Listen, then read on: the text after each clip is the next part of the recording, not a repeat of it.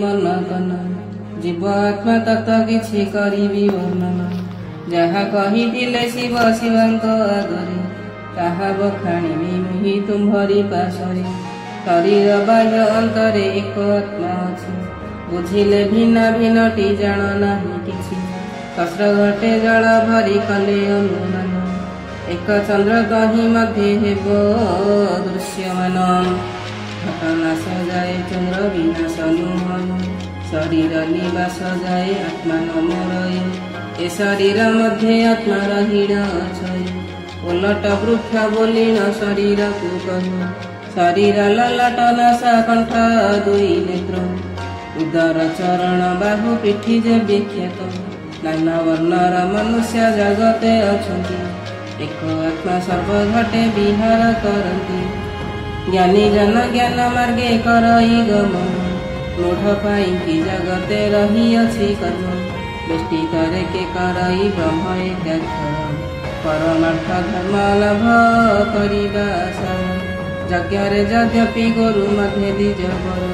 पुण्य हेतु पाप न पसईता शरीर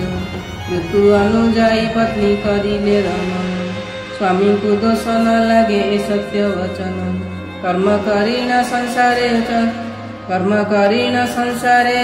उचित अटई कर्म न कले संसार जीव दूर होई संसार मध्य रही आचरिब कर्म आत्मा चिन्हुथिब सर्व घटरे समान प्रथम भाग सर्जिला ते देव बर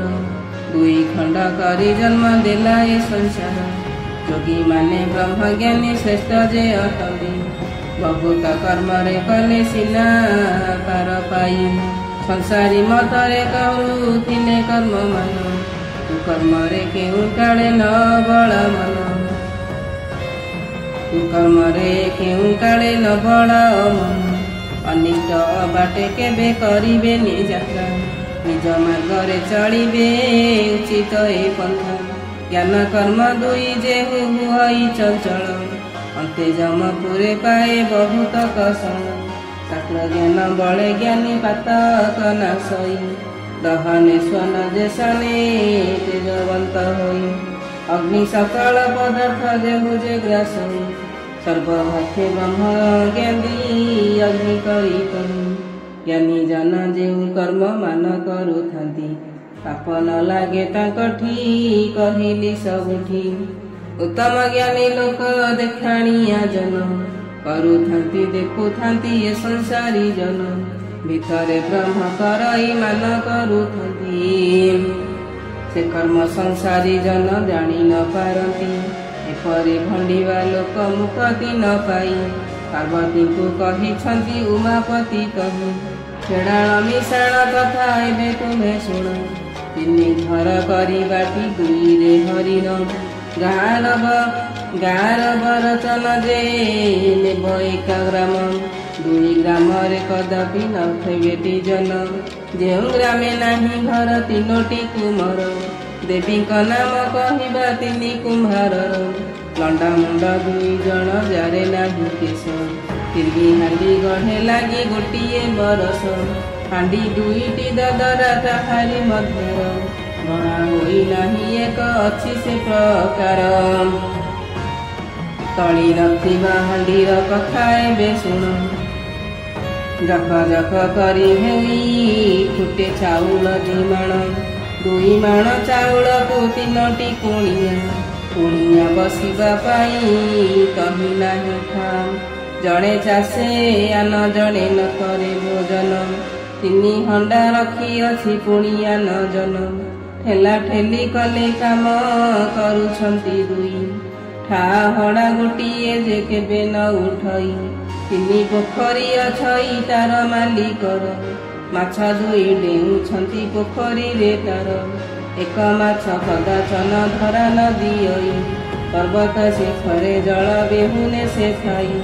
संसार दैव सीना सबुंकर मूल सेही करई एकाकी जन्म सफल एक अंक पासे शून्य प्रकृत नाम गुरु बोलांती बसाई देव दुई शून्य तिनि शून्य को त्रिगुण कहती संसारी ଚାରି ଶୂନ୍ୟ ଚାରି ବେଦ ମନରେ ବିଚାରେ ପାଞ୍ଚ ଶୂନ୍ୟ ତତ୍ତ୍ୱ ଅଟେ ବୁଝେ ମନରେ ଷଡ଼ ଶୂନ୍ୟ ଧରିଛି ଯେ ଜନ୍ମଇ ସେ କାଳେ ସପ୍ତ ଶୂନ୍ୟ ସ୍ତ୍ରୀ ଧାତୁ ଅଷ୍ଟ ଆଠ ମୁଠି ନବ ଶୂନ୍ୟ ନବଧର ଦଶ ଦଶ ମଠି ଏକଦଶ ଶୂନ୍ୟ ଏକାଦଶ ଦ୍ୱାର କହି ଦ୍ୱାଦଶ ଦ୍ୱାଦଶ ମାତ୍ର ଶୁଣ ମନ ଦେଇ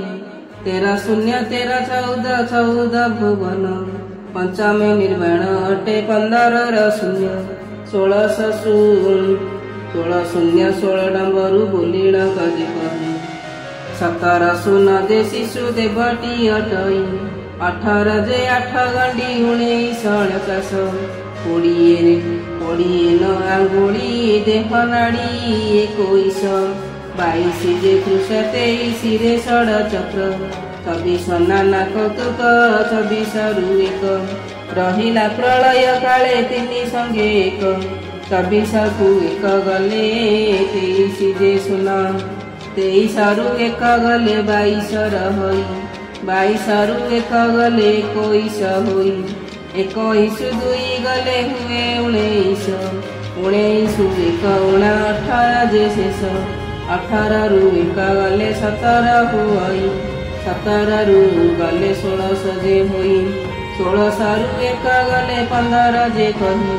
15 ରୁ 1 ଗଲେ 14 ଅଟଇ 13 ରୁ 1 ଗଲେ ହୋଇବ ଯେ 12 12 ରୁ 1 ଗଲେ ପୁଣି ଅଟଇ 11 ରୁ 1 ଗଲେ ହୁଇ ଯେ 10 10 ରୁ 1 ଗଲେ ଯେ ନବମ ଯେ ଅବଶେଷ 9 ରୁ 1 ଗଲେ 8 ଯେ ହୁଇ 8 ରୁ 1 ଗଲେ ଯେ 7 ଯେ ଅଟଇ 7 1 ଶୂନ୍ୟ ଗଲେ ଷଡ଼ ରହିଥାଇ 6 ରୁ 1 ଗଲେ ଯେ ପଞ୍ଚମ ଅଟଇ 5 ରୁ 1 ଗଲେ 4 ଶୂନ୍ୟ ରହି 4 ରୁ 1 ଗଲେ 3 ଯେ ରହି 3 ରୁ 1 ଶୂନ୍ୟ ଗଲେ ରହେ ଯେ 2 ରୁ 1 ଶୂନ୍ୟ ଗଲେ 1 ରହି 1 ବ୍ରହ୍ମ ବୋଲି କରି କହଇ ସଂସାର ତେଣୁ ଦେବୀ ସଦା ଭଜୁଥାଅ ଏକାକ୍ଷର ନ ଜାଣନ୍ତି ଏକଇ ଯେ ରହି ଏହି 1 ବ୍ରହ୍ମ ଦେଖ ତହୁଁ 2 ଯେ ନ ଥାଇ ଆତ୍ମା ରୂପେ ସକଳ ଘଟରେ ବିଦ୍ୟମାନ 1 ଜଗନ୍ନାଥ କରେ ଜଗତ ନିର୍ମାଣ ସତ୍ୟ ସନାତନ ସେହି ଦେବ ଭଗବାନ ତାଙ୍କ ବିନେ ଜଗତରେ କେ ନୁହେଁ ତୁଳନ ସେହି ବ୍ରହ୍ମା ସେହି ବିଷ୍ଣୁ ସେହି ସିନାହର ପୁରୀ ରହିଛନ୍ତି ଜୀବ ଅନ୍ତର ବାହାର 25 ପଣ ପିଆ ଯେ ପ୍ରକୃତିଟି ଜାଣ ନବଦ୍ୱାରେ ତାହାଙ୍କୁ ଫେଡ଼େଇ ଯେ ହର ଗୁଣ ଫେଡ଼ି ମିଶାଇ କହୁଛି ତୋତେ ହେମବତୀ କହିଁ ତୁଲେ କର ଫେଡ଼ି ମିଶିଛି ଯହିଁକି 4 ଦିଗ 4 କୋଣ ହେଲା କି ପ୍ରକାର ଏହା ଶୁଣିବା ପାଇଁ କି ଶରଧା ମୋହର ପ୍ରଳୟ ଜଳରେ ବିଷ୍ଣୁ ରୂପ ଧରିଥିଲେ ଏହି ସାରା ସଂସାରକୁ ସରଜନା କଲେ ଯେଦିଗେ ମୁଖ ଯେ ପୂର୍ବ ଦିଗଟି ଅଟଇ ପୃଷ୍ଠ ଭାଗଟି ପଶ୍ଚିମ ଦିଗ ଯେ ଅଟଇ ବାମ ଉତ୍ତର ଦକ୍ଷ ଯେ ଦକ୍ଷିଣ ଅଟଇ ଈଶ୍ୱର ଈଶାନ କୋଣେ ରହିବେଟି ଯାଇ ବୈଷ୍ଣବ ଅଗ୍ନି କୋଣ ଯେ ନିଶ୍ଚିନ୍ତ ରହିଲେ ମରୁତ ରହିଲେ ବାୟୁ କୋଣେ କରି ଘର ବରୁଣ ରହିଲେ ଯାଇ ନିରୁତ କୋଣରେ ସୁରପତି ରହିଲେ ପଶ୍ଚିମ ଦିଗରେ ଅରୁଣ ପୂର୍ବେ ରହିଲେ ଆନନ୍ଦ ମନରେ ଈଶ୍ୱରଙ୍କୁ କହୁଛନ୍ତି ହେମବନ୍ତ ଝିଅ ସୂର୍ଯ୍ୟ ପୃଥିବୀର କଥା ମୋତେ ଟିକେ କୁହ ଶୁଣିକରି ସଦାଶିବ ଆନନ୍ଦିତ ହୋଇ କହନ୍ତି ଯା ପୁଛ କଲ କହୁଅଛି ଶୁଣ ପୂର୍ବ ଦିଗରୁ ଉଦୟ ହେଲେନି ଦିନକର ପ୍ରବେଶନ୍ତି ଐଶାନରେ ଈଶ୍ୱରଙ୍କ ପୁର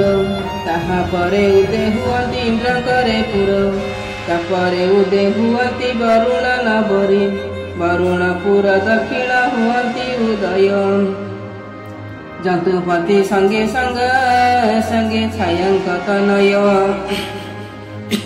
ନିକୋଣ ଠାରେ ପୂର୍ବ ଦିଗରେ ପ୍ରକାଶ ଏପରି ଭ୍ରମନ୍ତି ରବି रजनी दिवस कहाई प्रदीप आहे साधु सुज्ञ जन मन देई पढ़ एहि शिवंक पुराण।